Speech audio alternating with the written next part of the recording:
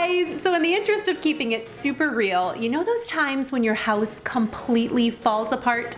This is the real story of a home renovation right here. True story from my week. My friend and interior designer Rebecca Robeson from Robeson Design on YouTube actually flew out from California and we renovated my dining room. Her team was fantastic and I cannot wait to share with you guys those videos, so stay tuned for them. But when you're so focused on a big project, it's totally normal for the rest of your house to look like a bomb went off. Charlie, how are you feeling about our home at this current moment? Got some stuff to do. We have a lot to do. So here is how I get my house back under control and do it fast.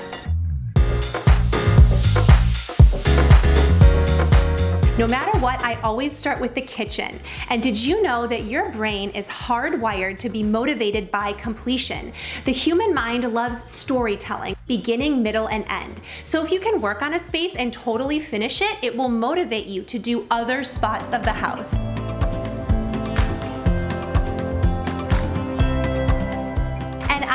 Why this is. We always overestimate the amount of time it takes to clean and underestimate the amount of time it takes to do a DIY project. Have you ever noticed this? Actually, the entire kitchen footage you're seeing took me 11 minutes. That's it. It takes so much less time than you think.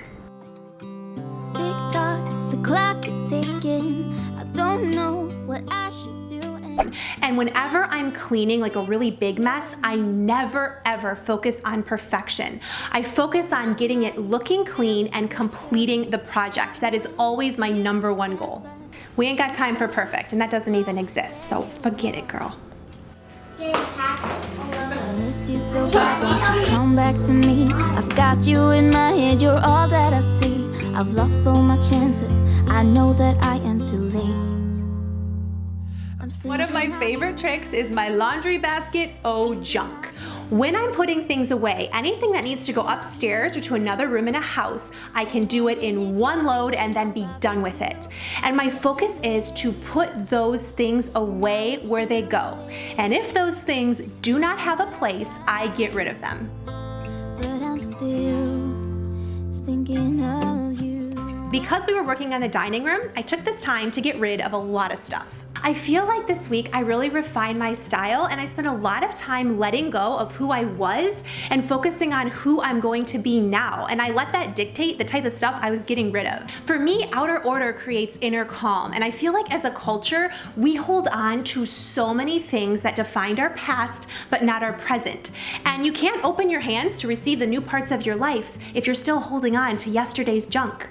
We filled the car with donations and our home feels open and inviting, and this entire process took me less than 2 hours. Actually, when it gets down to it, we loaded this car in what, like 10 minutes? It was super fast, and once it's out of your house, it's less decisions you have to make. Every time you walk by it, it feels like a decision, and it impacts your day-to-day, so the faster you can get it out, the better. I also prepped zones in my garage, things I knew I could very easily sell, things that had to be recycled, and things that could be a blessing to somebody else that fit in with the things we actually wanted to keep in our house.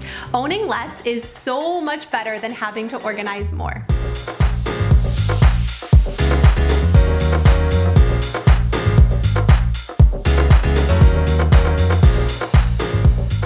I hope this video left you feeling encouraged and wanting to tackle something. If you want to see some garage organizing tips, I've got them. I just gotta do them. Leave this video a thumbs up and hopefully that motivates me to get started. Subscribe, turn those notifications on, and I'll catch you guys there.